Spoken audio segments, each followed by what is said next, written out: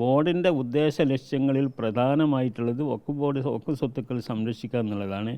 അതിന് ഒരാളുടെയും താല്പര്യത്തിന് വേണ്ടി മാറി നിൽക്കാൻ ഞങ്ങൾക്ക് കഴിയില്ല. ഞങ്ങൾ അതിനാണെങ്കിൽ മാത്രമേ ഞങ്ങൾക്ക് നിൽക്കാൻ കഴിയുള്ളൂ. ഞങ്ങൾ വേറൊരു പ്രതിഫലമൊന്നുമില്ലല്ലോ.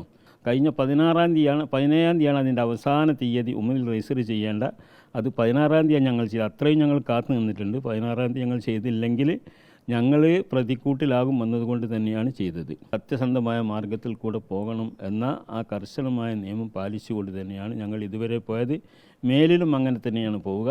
അതിന് വല്ല തടസ്സവും വരുന്ന കാലത്ത് അതിന് നമ്മൾ ഒഴിവായി പോരാന്നല്ലാതെ വളഞ്ഞ വഴിയിൽ കൂടെ പോകാൻ ഞങ്ങൾ ഒരിക്കലും മുന്നോട്ട് ഉദ്ദേശിക്കുന്നില്ല. മുനമ്പം ഭൂമി ഉമീദ് പോർട്ടലിൽ രജിസ്റ്റർ ചെയ്തതിന് പിന്നാലെ രാഷ്ട്രീയ വിവാദം വീണ്ടും ഉയർന്നു വരികയാണ്. അദ്ദേഹം നമുക്കൊപ്പം ചേരുകയാണ്. ഇപ്പോൾ വീണ്ടും ഒരു രാഷ്ട്രീയ വിവാദത്തിലേക്കാണ് മുനമ്പം കേസ് മുന്നോട്ട് പോകുന്നത്. അതിനെങ്ങനെയാണ് ഒരു ശാശ്വത പരിഹാരം കണ്ടെത്താൻ കഴിയുക? ശാശ്വത പരിഹാരം ഞാൻ എൻ്റെ ലേഖനത്തിൽ പറഞ്ഞതുപോലെ തന്നെ അവിടെ വഞ്ചിക്കപ്പെട്ട കുറേ കുടിയേറ്റക്കാരാണുള്ളത്.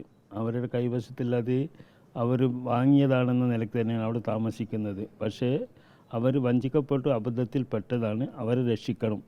അവർ രക്ഷിക്കാനുള്ള മാർഗം വഖഫ് എന്ന് പറയുന്നത് അത് മറ്റൊരു നിലക്കും കൈകാര്യം ചെയ്യാൻ പാടില്ലാത്തതാണ്.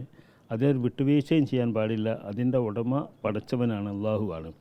അതിന് വേണ്ടിയിട്ട് നല്ല ഉദ്ദേശത്തോടു കൂടെ വിദ്യാഭ്യാസ മേഖലയിലും മറ്റ് ചാരിറ്റി മേഖലയിലൊക്കെ ചെലവഴിക്കാൻ വേണ്ടിയിട്ട് വഖഫാക്കിയതാണ്. അത് ആ നിലയ്ക്കേ ചെയ്തുകൂടും.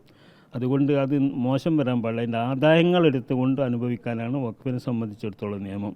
അപ്പോൾ അതുകൊണ്ട് അവരെ സംരക്ഷിക്കാൻ സർക്കാർ പരിഹാരം കാണണം. മറ്റ് ഭൂമി കണ്ടെത്തി അവിടേക്ക് അവരെ മാറ്റി കുടിയിരുത്തണം.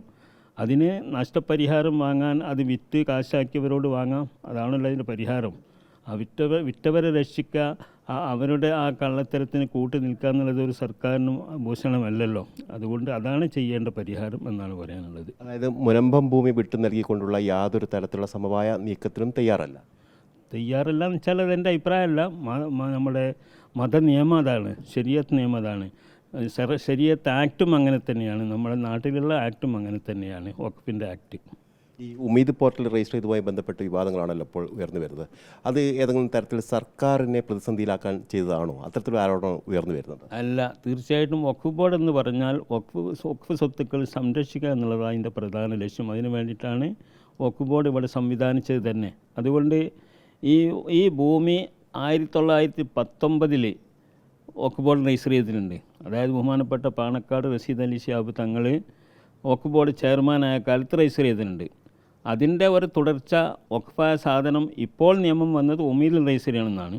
അതുകൊണ്ട് അതിൻ്റെ തുടർച്ചയായിക്കൊണ്ട് ഉമീദിൽ രജിസ്റ്റർ ചെയ്തു വന്നല്ലാതെ മറ്റൊരു ഉദ്ദേശവും അതിനില്ല. അത് ചെയ്തില്ലെങ്കിൽ ഞങ്ങൾ വഖഫ് ബോർഡ് കുറ്റക്കാരാകും എന്നുള്ള ബോധത്തോട് കൂടി തന്നെ ചെയ്തത്. കാരണം കഴിഞ്ഞ 17-ാം തീയതിയാണ് അതിൻ്റെ അവസാന തീയതി ഉമറിൽ രജിസ്റ്റർ ചെയ്യേണ്ട.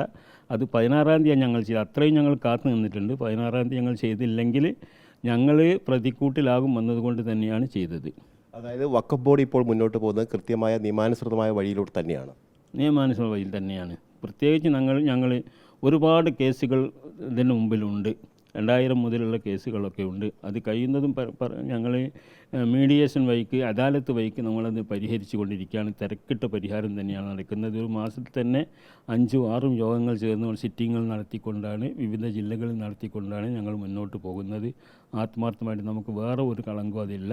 അതുപോലെ ഇനിയും കുറേ വഖഫ് സ്വത്തുക്കൾ നഷ്ടപ്പെട്ടതിന് അതൊക്കെ വീണ്ടെടുക്കാനുള്ള ശ്രമങ്ങളിലും നമ്മൾ ആരംഭിച്ചിട്ടുണ്ട് ഇൻഷാ അല്ലാഹ്. ഈ KSAMSA പ്രചാരവേല നടത്തുന്നതിനടക്കമുള്ള ആരോപണങ്ങൾ ഉയരുന്നുണ്ട്. അതിനോട് താങ്കളുടെ നിലപാട് എന്താണ്? അദ്ദേഹത്തിൻ്റെ എല്ലാ കാര്യങ്ങളും എനിക്കറിയില്ല. വഖഫ് ബോർഡിനെ സംബന്ധിച്ചിടത്തോളം അദ്ദേഹം വളരെ സത്യസന്ധമായി നീതിപൂർവമായിട്ടാണ് ഞങ്ങൾക്ക് നേതൃത്വം നൽകുന്നത്. അതിന് ഞങ്ങളൊക്കെ പൂർണ്ണമായിട്ട് സപ്പോർട്ട് ചെയ്യുന്നുണ്ട്. അതാണ് നമുക്ക് പറയാനുള്ളൂ. അതായത് സർക്കാർ ഏതെങ്കിലും തരത്തിലുള്ള സമവായ നീക്കങ്ങളുമായി ബന്ധപ്പെട്ടാൽ താങ്കൾ എടുക്കുന്ന അല്ലെങ്കിൽ താങ്കളുടെ സംഘടന എടുക്കുന്ന നിലപാട് ഇപ്പോൾ വ്യക്തമാണ്. അത് ഈ രീതിയിൽ തന്നെയായിരിക്കും മുന്നോട്ട് പോവുക? അതെ, ഞങ്ങൾക്കൊരു നിലപാടുണ്ട്. ഞാൻ പറഞ്ഞല്ലോ, ഈ ബോർഡിൻ്റെ ഉദ്ദേശ ലക്ഷ്യങ്ങളിൽ പ്രധാനമായിട്ടുള്ളത് വഖഫ് സ്വത്തുക്കൾ സംരക്ഷിക്കുക എന്നുള്ളതാണ്. അതിന് ഒരാളുടെയും താല്പര്യത്തിന് വേണ്ടി മാറി നിൽക്കാൻ ഞങ്ങൾക്ക് കഴിയില്ല. ഞങ്ങൾ അതിനാണെങ്കിൽ മാത്രമേ ഞങ്ങൾക്ക് നിൽക്കാൻ കഴിയുള്ളൂ. ഞങ്ങൾ വേറൊരു പ്രതിഫലമൊന്നുമില്ലല്ലോ. വഖഫ് ബോർഡിൽ മെമ്പറാവുകയോ ചെയർമാൻ ആവുകയോ ചെയ്താലൊന്നും പ്രത്യേകമായിട്ടൊന്നും കിട്ടാനൊന്നുമില്ല. അതിന് കുറേ അധ്വാനങ്ങളാണുള്ളത്. അത് നമ്മൾ അള്ളാഹുവിൻ്റെ അടുക്കുന്നുള്ള പ്രതീക്ഷ മാത്രമേ നമുക്കുള്ളൂ. അതിൻ്റെ പ്രതിഫലം അതാണ്. അതായത് സത്യസന്ധമായ മാർഗത്തിൽ കൂടെ പോകണം എന്ന ആ കർശനമായ നിയമം പാലിച്ചുകൊണ്ട് തന്നെയാണ് ഞങ്ങൾ ഇതുവരെ പോയത്. മേലിലും അങ്ങനെ തന്നെയാണ് പോവുക. അതിന് വല്ല തടസ്സവും വരുന്ന കാലത്ത് അതിന് നമ്മൾ ഒഴിവായി പോരാന്നല്ലാതെ വളഞ്ഞ വഴിയിൽ കൂടെ പോകാൻ ഞങ്ങൾ ഒരിക്കലും മുന്നോട്ട് ഉദ്ദേശിക്കുന്നില്ല. ഏതായാലും ഉമർ ഫൈസി മുക്കം നേരത്തെ എടുത്ത നിലപാടിൽ ഉറച്ചു നിൽക്കുകയാണ്. ഈ മുനമ്പം ഭൂമി ഇവർക്ക് വിട്ടു നൽകിക്കൊണ്ട് ഏതെങ്കിലും തരത്തിലുള്ള സമവായ നീക്കങ്ങളിലേക്ക് പോകാൻ കഴിയില്ല. അത് അള്ളാഹുവിൻ്റെ സ്വത്താണ്. അതുകൊണ്ട് തന്നെ അവിടെയുള്ള ആളുകളെ കുടിയൊഴിപ്പിക്കണമെന്നല്ല പറയുന്നത്, അതിന് മറ്റൊരു വഴി തേടണം. അതിന് ഫറൂഖ് കോളേജിൽ നിന്ന് നഷ്ടപരിഹാരം തേടുന്ന അടക്കമുള്ള വഴികൾ തേടാം എന്ന് അദ്ദേഹം വളരെ കൃത്യമായി പറയുന്നുണ്ട്. അതോടൊപ്പം തന്നെ വഖഫ് ബോർഡ് വളരെ കൃത്യമായ നിയമാനുസൃതമായി തന്നെ മുന്നോട്ട് പോവുകയാണ്. അതിൻ്റെ വഴിയിലൂടെ തന്നെ മുന്നോട്ട് പോകും എന്ന് അദ്ദേഹം കുറേ കൂടി വ്യക്തത വരുത്തുകയും ചെയ്തിട്ടുണ്ട്. ഷനിൽ കണ്ണനൊപ്പം reporter A K Abhilash, in reporter, Kozhikode.